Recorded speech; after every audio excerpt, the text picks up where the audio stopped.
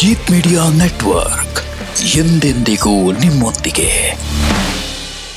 ವೀಕ್ಷಕರೇ ನಮಸ್ಕಾರ. Jeet media network YouTube ವಾಹಿನಿಯ ವಿಶೇಷ ವಿಡಿಯೋ ನೋಡೋದಕ್ಕೆ ನಿಮಗೆಲ್ಲ ಸ್ವಾಗತ. ಈ ಸ್ವಸ್ತಿಕ್ ಚಿಹ್ನೆಯ ಉಪಾಯ ಮಾಡಿದ್ರೆ ಸಾಕು, ಒಂದೇ ಒಂದು ಗಂಟೆಲಿ ನೀವು ಕೇಳ್ತೀರಾ ಗುಡ್ ನ್ಯೂಸ್ ಅನ್ನೋ ರಹಸ್ಯದ ಮಾಹಿತಿಯನ್ನ ಈ ವಿಡಿಯೋದಲ್ಲಿ ನಾನು ನಿಮಗೆ ತಿಳಿಸ್ಕೊಡ್ತಾ ಇದ್ದೀನಿ. ಹಾಗೆಯೇ ಈ ವಿಡಿಯೋಗೆ ಈಗಲೇ ಒಂದು ಲೈಕ್ ಕೊಟ್ಟು ವಿಡಿಯೋದ ಕೆಳಗಡೆ ಹರೇ ಕೃಷ್ಣ ಅಂತ ಕಮೆಂಟ್ ಮಾಡೋದಕ್ಕೆ ಮರಿಬೇಡಿ. ಹಾಗೆಯೇ ಈ ವಿಡಿಯೋನ ಸ್ಕಿಪ್ ಮಾಡದೆ ಕೊನೆ ತನಕ ನೋಡಿ. ಅಲ್ಲದೆ ವಿಡಿಯೋದ ಕೆಳಗಡೆ ಇರುವಂತಹ ಜಾಯಿನ್ ಬಟನ್ ಒತ್ತಿ, ಆಗ ನೀವು ಜೀತ್ ಮೀಡಿಯಾ ಚಾನಲ್ ಮೆಂಬರ್ ಆಗ್ತೀರಾ. ಅಂದರೆ ನೀವು ಜೀತ್ ಮೀಡಿಯಾದಲ್ಲಿ ಮೆಂಬರ್ಗಳಿಗಿರುವಂತಹ ವಿಶೇಷ ವಿಡಿಯೋ ಹಾಗೂ ಲೈವ್ ನೋಡಬಹುದು.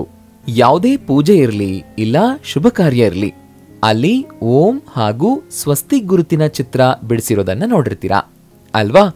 ಆ ಚಿಹ್ನೆಯನ್ನ ಯಾಕೆ ಬಿಡಿಸಿರ್ತಾರೆ ಅನ್ನೋದು ನಿಮಗೆ ಗೊತ್ತಾ? ಅದರಲ್ಲೂ ಸ್ವಸ್ತಿಕ ಗುರುತಿನ ಅರ್ಥವೇ ಎಷ್ಟೋ ಜನರಿಗೆ ಗೊತ್ತಿಲ್ಲ. ಏನೋ ದೊಡ್ಡೋರು ಬಿಡಿಸ್ತಾರೆ, ಅದಕ್ಕೆ ನಾವು ಬಿಡಿಸ್ತೀವಿ ಅಂತ ಅನ್ಕೊಂಡು ಬಿಡಿಸ್ತೀರಾ. ನಿಜ ತಾನೆ? ಮನೆಯ ಬಾಗಿಲ ಮುಂದೆ ಹೊಸ ವಾಹನಗಳನ್ನು ತಗೊಂಡು ಬಂದ್ರೆ ಅದ್ರ ಮುಂದೆ ವ್ಯಾಪಾರದ ಸ್ಥಳದಲ್ಲಿ ಹಾಗೂ ದುಡ್ಡಿನ ವ್ಯವಹಾರದ ಕಾಗದದ ಪತ್ರಗಳ ಮೇಲೆಲ್ಲ ಈ ಚಿಹ್ನೆಯನ್ನ ಸ್ಪಷ್ಟವಾಗಿ ಬರೆದಿಡಲಾಗುತ್ತೆ. ಯಾಕೆ ಈ ಚಿಹ್ನೆಗೆ ಇಷ್ಟು ಮಹತ್ವ ಕೊಡಲಾಗುತ್ತೆ ಅಂತ ಯಾವತ್ತಾದ್ರೂ ಯೋಚನೆ ಮಾಡಿದ್ದೀರಾ? ಅಸಲಿಗೆ ಇದು ವಿಘ್ನ ವಿನಾಶಕನನ್ನ ಪ್ರತಿನಿಧಿಸುವ ಚಿಹ್ನೆ ಅಂತ ಶಾಸ್ತ್ರಗಳಲ್ಲಿ ಹೇಳಲಾಗಿದೆ. ಇದೇ ಕಾರಣಕ್ಕೆ ಈ ಚಿಹ್ನೆಗೆ ಇಷ್ಟು ಮಹತ್ವವನ್ನ ಕೊಡಲಾಗುತ್ತೆ. ಈ ವಿಡಿಯೋದಲ್ಲೂ ನಾವು ಈ ಚಿಹ್ನೆಯಿಂದ ಹೇಗೆ ನಿಮ್ಮ ಜೀವನದಲ್ಲಿರುವಂತಹ ಸಮಸ್ಯೆಗಳನ್ನ ನಿರ್ನಾಮ ಮಾಡಬಹುದು ಅನ್ನೋದನ್ನ ಹೇಳ್ತೀವಿ. ಜೊತೆಗೆ ಒಂದು ತುಂಬಾ ಸರಳವಾದ ಉಪಾಯವನ್ನು ಹೇಳ್ತೀವಿ. ಈ ಸ್ವಸ್ತಿಕ್ ಉಪಾಯವನ್ನ ನಾವು ಹೇಳದಂತೆ ಮಾಡಿದ್ರೆ ಸಾಕು, ಒಂದೇ ಒಂದು ಗಂಟೆಯಲ್ಲಿ ನೀವು ತುಂಬಾ ದಿನದಿಂದ ನಿರೀಕ್ಷೆ ಮಾಡ್ತಾ ಇದ್ದಂತಹ ಶುಭ ಸುದ್ದಿ ನಿಮ್ಮ ಕಿವಿಗೆ ಬೀಳುತ್ತೆ. ಆ ಉಪಾಯ ಹಾಗೂ ಈ ಸ್ವಸ್ತಿಕ್ ಚಿಹ್ನೆಯ ಶಕ್ತಿ ಏನು ಅನ್ನೋದನ್ನ ನೋಡೋಣ. ಅದಕ್ಕೂ ಮೊದಲು ನೀವು ಮಾಡಬೇಕಾಗಿರೋ ಕೆಲಸ, ಈ ವಿಡಿಯೋನ ಕೊನೆ ತನಕ ಸ್ಕಿಪ್ ಮಾಡದೆ ನೋಡಬೇಕು. ಹಿಂದೂ ಧರ್ಮದಲ್ಲಿ ಸ್ವಸ್ತಿಕ್ ಗುರುತು ಅಥವಾ ಚಿಹ್ನೆ ವಿಶೇಷ ಮಹತ್ವವನ್ನ ಹೊಂದಿದೆ. ಯಾವುದೇ ಶುಭ ಕಾರ್ಯವನ್ನ ಮಾಡೋ ಮೊದಲು ಮನೆಗಳಲ್ಲಿ ಸ್ವಸ್ತಿಕ್ ಚಿಹ್ನೆಯ ಗುರುತನ್ನ ಹಾಕಲಾಗುತ್ತೆ. ಈ ಸಂಪ್ರದಾಯವು ಸಾವಿರಾರು ವರ್ಷಗಳ ಹಿಂದಿನ ಕಾಲದಿಂದಲೂ ನಡ್ಕೊಂಡು ಬಂದಿದೆ. ಕೇವಲ ಹಿಂದೂ ಧರ್ಮದಲ್ಲಿ ಮಾತ್ರ ಅಲ್ಲ, ಜೈನ ಧರ್ಮ ಮತ್ತು ಬೌದ್ಧ ಧರ್ಮದಲ್ಲೂ ಸ್ವಸ್ತಿಕ ಗುರುತುಗಳನ್ನು ಹಾಕೋ ಸಂಪ್ರದಾಯ ಇದೆ.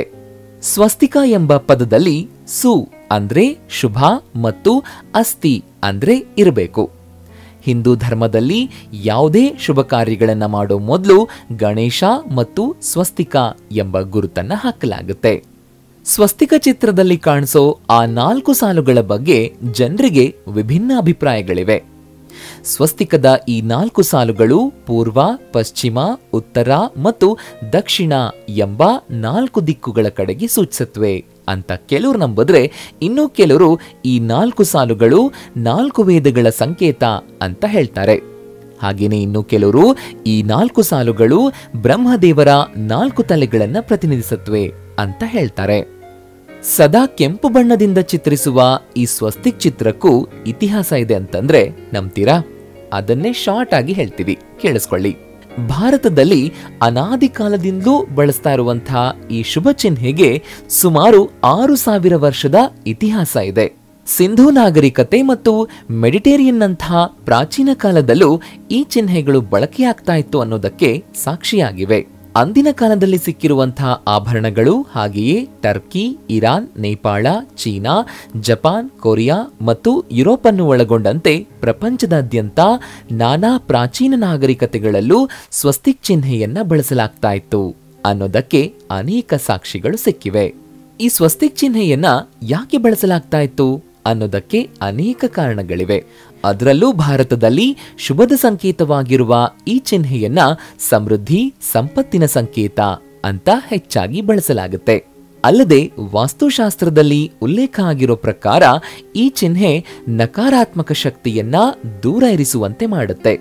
ಆದ್ದರಿಂದ ಈ ಚಿಹ್ನೆಯನ್ನ ತುಂಬಾ ಜನರಿಗೆ ಈ ಸ್ವಸ್ತಿಕ್ ಚಿಹ್ನೆಯನ್ನ ಹೇಗೆ ಯಾವ ರೀತಿಯಲ್ಲಿ ಬಿಡಿಸ್ಬೇಕು ಅನ್ನೋದೇ ಗೊತ್ತಿಲ್ಲ. ಅದನ್ನೇ ಈಗ ನಾವು ಹೇಳ್ತಾ ಇದ್ದೀವಿ, ಕೇಳಿಸ್ಕೊಳ್ಳಿ. ಸ್ವಸ್ತಿಕವನ್ನ ಹಾಕುವಾಗ ನಾವು ಗಮನದಲ್ಲಿಟ್ಕೊಳ್ಬೇಕಾದ ಮುಖ್ಯವಾದ ಅಂಶ ಅಂತಂದ್ರೆ ಮನೆಯ ಮುಖ್ಯ ಬಾಗಿಲಿನ ಎರಡೂ ಬದಿಗಳಲ್ಲಿ ಸ್ವಸ್ತಿಕ್ ಚಿಹ್ನೆಗಳನ್ನ ಸ್ಪಷ್ಟವಾಗಿ ಬಿಡಿಸಬೇಕು. ಇದು ಮನೆಗೆ ಸಕಾರಾತ್ಮಕ ಶಕ್ತಿಯನ್ನ ತರುತ್ತೆ ಮತ್ತು ಮನೆಯಲ್ಲಿ ವಾಸ್ತು ದೋಷಗಳನ್ನ ತೊಡೆದು ಹಾಕುತ್ತೆ. ಆದ್ರೆ ಮುಖ್ಯ ದ್ವಾರದಲ್ಲಿ ಹಾಕುವ ಸ್ವಸ್ತಿಕವು 9 ಬೆರಳುಗಳಷ್ಟು ಉದ್ದ ಮತ್ತು ಅಗಲವನ್ನ ಹೊಂದಿರಬೇಕು. ಹಾಗೂ ಸ್ವಸ್ತಿಕವು ಕೆಂಪು ಅಥವಾ ಸಿಂಧೂರ ಬಣ್ಣದಲ್ಲಿರಬೇಕು. ಮುಖ್ಯವಾಗಿ ಸ್ವಸ್ತಿಕವನ್ನ ಸಿಂಧೂರದಿಂದ ಹಾಕಿದ್ರೆ ಶುಭದಾಯಕ ಅಂತ ನಂಬಲಾಗುತ್ತೆ. ಅಂಗಳದ ಮಧ್ಯದಲ್ಲಿ ಸ್ವಸ್ತಿಕ್ ಚಿಹ್ನೆಯನ್ನ ಹಾಕೋದ್ರ ಮೂಲಕ ಶುಭ ಫಲಿತಾಂಶಗಳನ್ನು ಕೂಡ ಪಡಿಬಹುದು ಅಂತ ಹೇಳಲಾಗುತ್ತೆ. ಅದೇ ರೀತಿ ಮನೆಯ ಅಂಗಳದಲ್ಲಿ ಸಗಣಿಯಿಂದ ಸ್ವಸ್ತಿಕ ಚಿಹ್ನೆಯನ್ನ ಹಾಕಬೇಕು. ಇದರಿಂದ ಪೂರ್ವಜರ ಆಶೀರ್ವಾದವನ್ನ ಪಡ್ಕೊಳ್ಬಹುದು.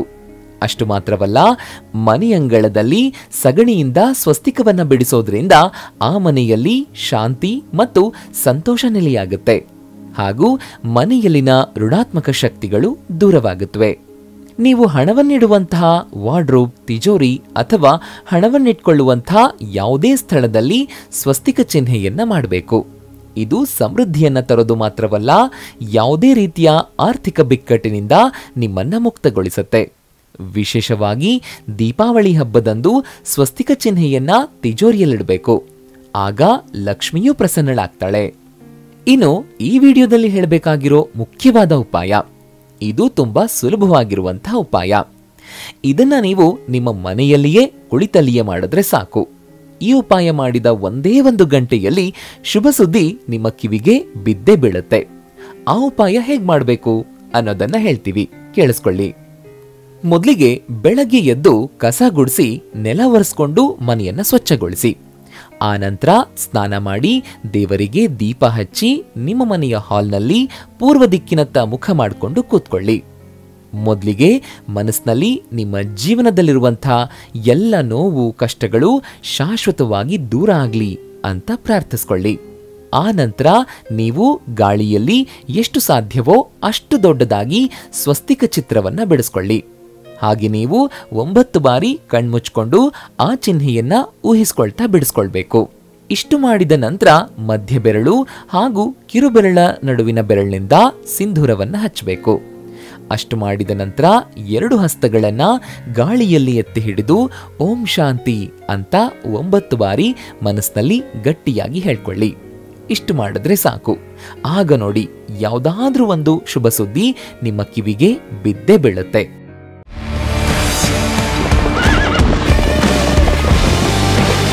ಜೀತ್ ಮೀಡಿಯಾ ನೆಟ್ವರ್ಕ್ ಎಂದೆಂದಿಗೂ ನಿಮ್ಮೊಂದಿಗೆ.